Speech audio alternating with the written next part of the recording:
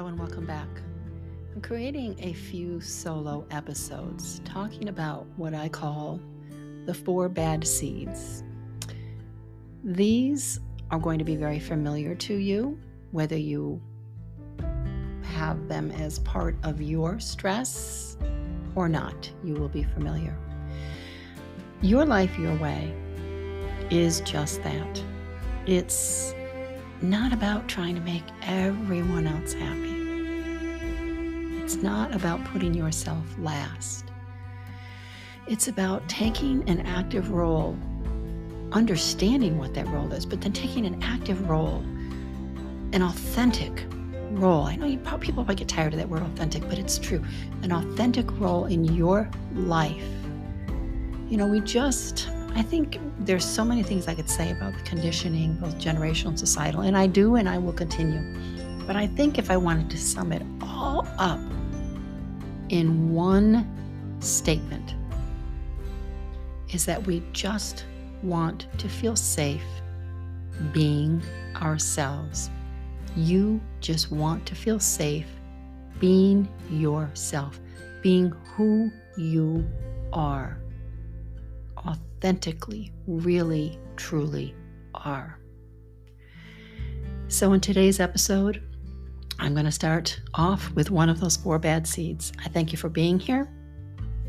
Thank you for listening. I'm so honored to have you be a part of the Your Life, Your Way community. And if this episode does touch you in any way, or you feel it would be helpful to someone else, would love to have you share it. And please, if you're on Apple, and if you're watching in iTunes, I would love some stars and a review. If it speaks to you, it does help build the listenership. And I do want to touch as many women as possible and help them find their way. So please enjoy today's episode. You can always reach me at kmyourlifeyourway@gmail.com for any questions, concerns, comments. kmyourlifeyourway@gmail.com. Thank you so much. And here we go with one of the 4 bad seeds.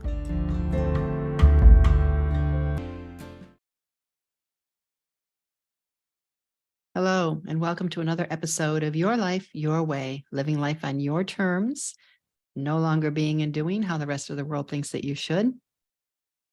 And today I want to talk about one area that really does keep us from living life on our terms. It's so common. If you are considered one of these, you're not alone. Not alone. I call these, there's 4, and I call them the 4 bad seeds. And very familiar with one of them called people pleasing. It is something that is way too common amongst people, and specifically amongst women. We are big people pleasers. So let's talk about that a little bit today. And I heard something. I love to zone out right before I'm ready to go to sleep to an episode or 2 of House Hunters International. I just love to see buildings in other countries and see the different homes in different countries. And there was a woman who was looking for a home for herself and her 2 daughters. And she said something that really kind of hurt my heart a little bit, but it's how oh my gosh, it just gets me. Her comment was, I am a people pleaser. It's who I am.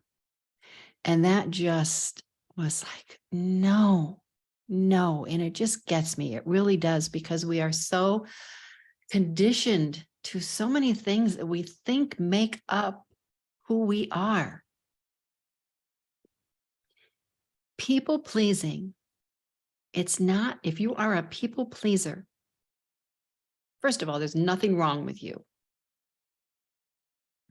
Second of all, if you are a people pleaser, it is not who you are.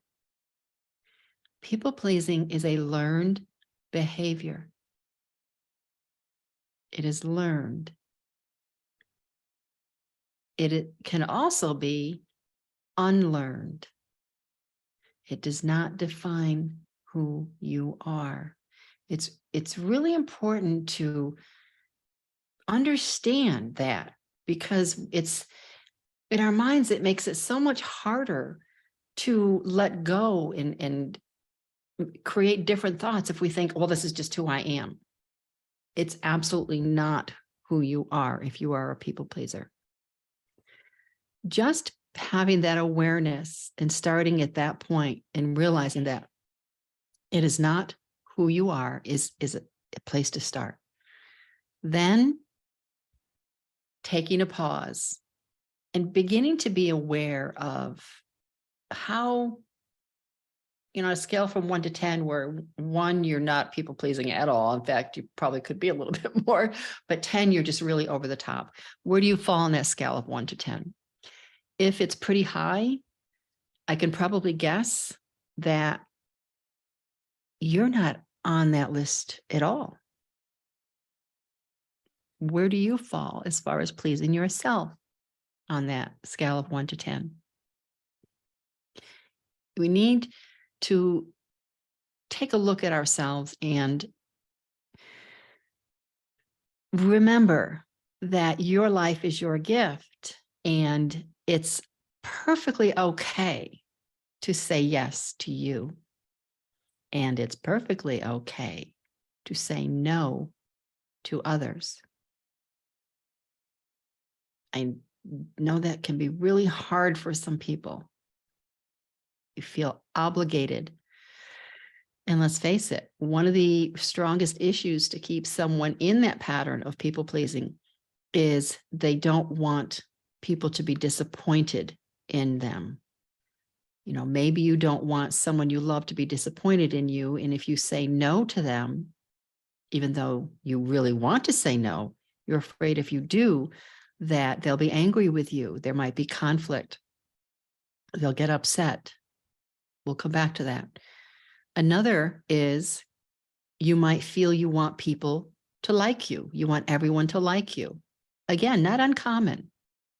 It's more common for people to feel that way than you might think. But let's go back to look at someone getting upset. Let's say, for example, you have someone who, maybe many someones, but let's say you have someone who likes to come to you and have you do things for them. And you're fearful that if you say no, they are going to be upset. Okay, my first response is, so if they get upset, and it might be a trigger, but it's their issue. Don't take it on as yours. If they get upset and they're, angry, they're trying to put you on a guilt trip because you're saying no, pause, breathe, and take this thought, bring it to the forefront. This is coming, their reaction is coming from their own life experience. It has nothing to do with you. Saying no is a boundary. Putting up boundaries is healthy for you. It creates a safe zone for you. But let's look at that from a different perspective. When you're putting up a boundary, you're also serving the person who's trying to get you to do whatever they think they want or need. If you're continually helping someone, look at it as enabling. Because if you're always doing for them, they're not learning to do for themselves, or they know they can and they just have whatever is going on inside them that they'd rather not do it themselves. But it's really a form of enabling when you set that boundary. But no, without explanation, you don't need to explain yourself. Just no, thank you. No, now there's not a no, just no. Then step away, breathe, And know that you are freeing, excuse me, not just yourself, but you're also freeing them, excuse me, to find their own way, not your way, but theirs. So that's one point of no longer people pleasing. You're also serving them in an even healthier way than you were before. Wanting people to like you. Let's face it, let's be honest. Do we really need everyone to like us? It's not going to happen. Not everyone is going to like you. They're not going to like everything that you do, say, wear, whatever. They're not going to like everything about you or not like you at all. And again, that comes from their own perceptions and beliefs and life experiences. Has nothing to do with you. And there's a difference between wanting to do something for someone from the kindness of your heart and you're in service, and it's coming from love. But ask yourself, how often, when you're people pleasing, how often inside do you feel tense in your body? Do you feel resentment? Maybe sometimes a little bit of anger. Those are not healthy. And those are messages from your body. Your body's trying to tell you this isn't right for you. You might think you're serving by always pleasing others first, but you're hurting yourself in the long run. And in some cases, hurting them as too, because you're holding them back from taking responsibility for their own life. And also, it's a great opportunity, excuse me, for setting that example and teaching. Let's say, for example, you're always doing stuff for your children. You want to please your children. And that was the case with this mother that I was watching. She wanted to please her daughters. She wanted to give them everything they wanted. Well, that's a whole other podcast. Not extremely healthy to give someone everything that they've ever wanted. But it's an opportunity for you to teach your children, if you have them, not to be people pleasers, that they have as much right to fully experience their life as anyone else. So it is also a huge teaching opportunity. But please note that there's nothing wrong with you. You're not, you're not doing anything bad. It's a condition. It's a learned behavior. Where do we learn it? Well, and this is not against anyone before you. How was your mother? Was your mother a people pleaser? Her mother? The other people that you were exposed to throughout your life, were they people pleasers? Society is big on teaching people pleasing. There's just, and especially something within women, we're nurturers. We are natural nurturers, which is a beautiful thing. But there's a difference between nurturing and stepping over boundaries that we know we should have in place. And if we do have them in place, stepping over them when you should not be stepping over them, to serve someone that really needs to, as I said, find their own way, as you are trying to find your way, your way. Sometimes people will be honest, they'll say, I'm a recovering people pleaser. Well, if you're saying that, ask yourself, is it true? Are you really working on it? Because remember, you didn't learn this condition. You didn't learn this behavior overnight. And you're not going to end it overnight. It's going to take time and practice. Just practice with something small and saying no, or let's say it's, for example, it's in your own home. And let's say you want to please everyone in your own home. So therefore you do everything. You take full responsibility for everything within the home.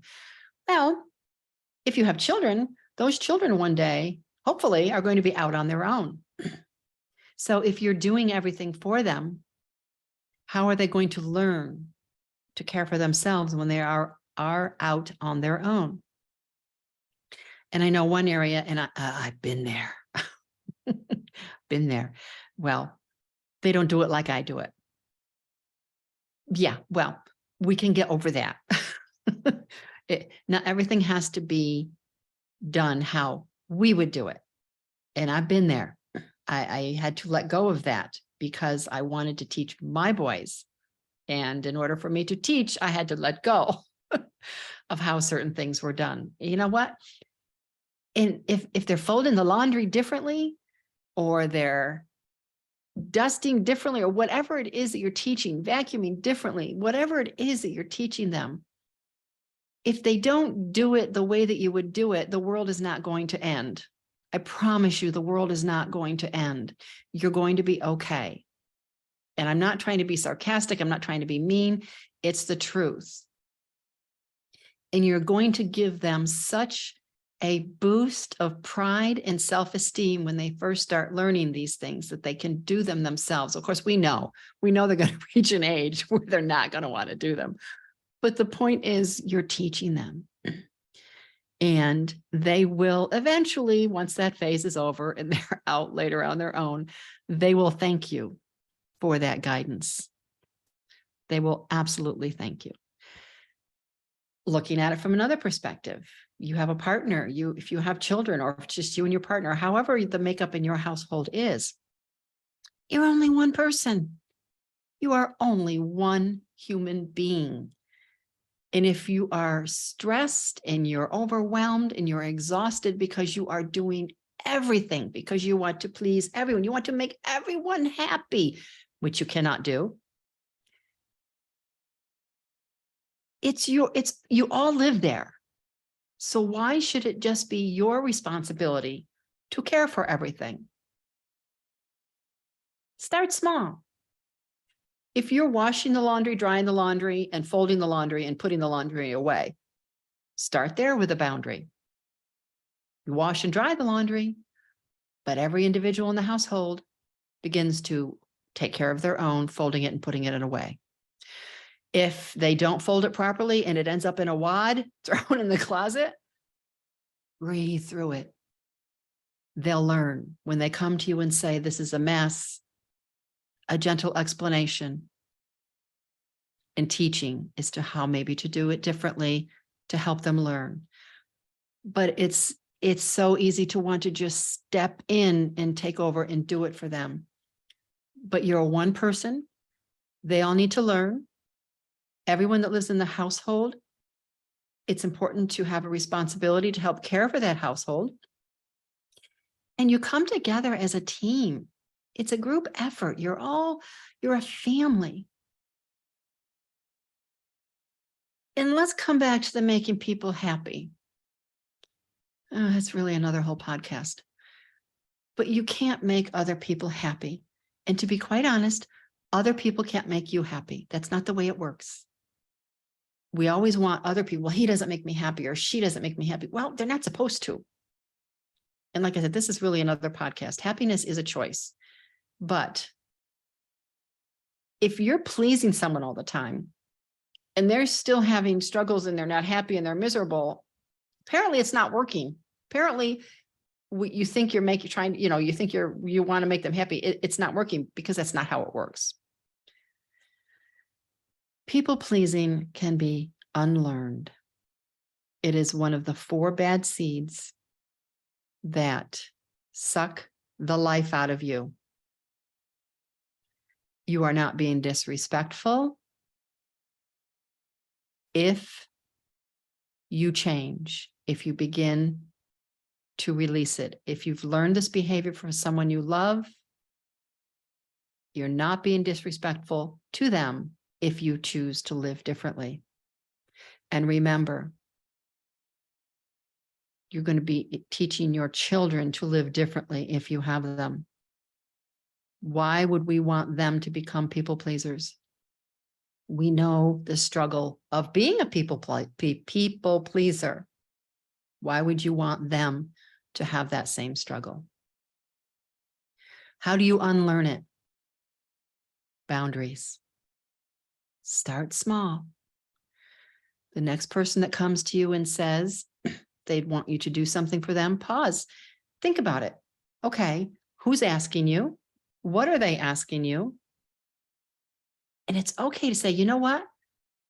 Let me get back to you. If you begin to freak out, you feel your body tense, pause and say, you know what? Let me check. Let me get back to you.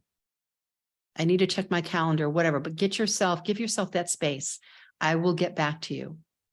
Then when you're away from the person, you can think about it. Am I trying to say yes to this person because I'm feeling guilty? I'm feeling I don't want them to be unhappy, or I don't want them to be angry. Any of those things I talked about. If any of those pop up, that's where you can begin to set the boundary. You can respond back. I cannot help you this time. I'm not able to be there for you. However, but you need to stand firm.